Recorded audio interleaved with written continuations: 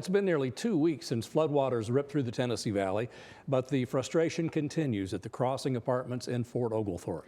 Residents have shared their concerns with our Logan Dubel for the past few weeks, and he looked in our archives and found that flooding and frustration are nothing new at this complex.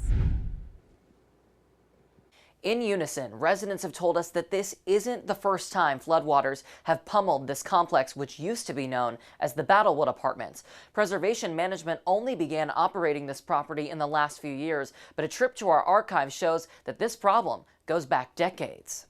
These folks are used to flooding waters. This happens every time a hard rain falls. Because right down here, there's a creek at the edge of these apartments, and it gets filled up.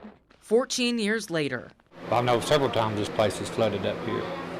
I think this is about the worst it's been. It's heartbreaking, and we don't have a whole lot to start with. And just last week, I had to literally wade through. My grandchildren came to my rescue.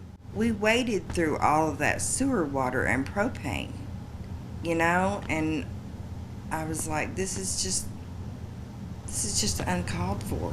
3 decades, 3 floods, and the same sentiments. Submerged cars and destroyed homes. Residents past and present have blamed nearby Black Branch Creek, but as Fort Oglethorpe leaders told us last week, the property owner would have to pay for any mitigation project. Until units have new floors and sheetrock, dozens of residents remain displaced. Janet Gass has lived there for 20 years. She stayed at a shelter for one night, but has slept in her car instead of returning to her apartment.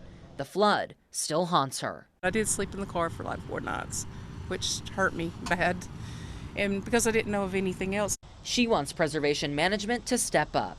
I wish they would run it like real human beings and think about other human beings and put themselves in our place.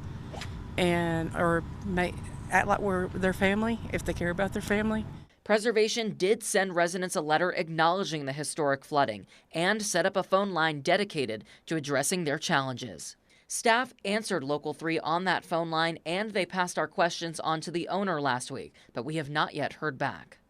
Many residents rely on Section 8 vouchers. Those are administered by the U.S. Department of Housing and Urban Development, also known as HUD. We can confirm that HUD and the property ownership did hold a meeting, and that property ownership did not inform HUD of the storm damage until 6 days after the fact. These residents, though, of course, asking for better treatment, far beyond just new walls.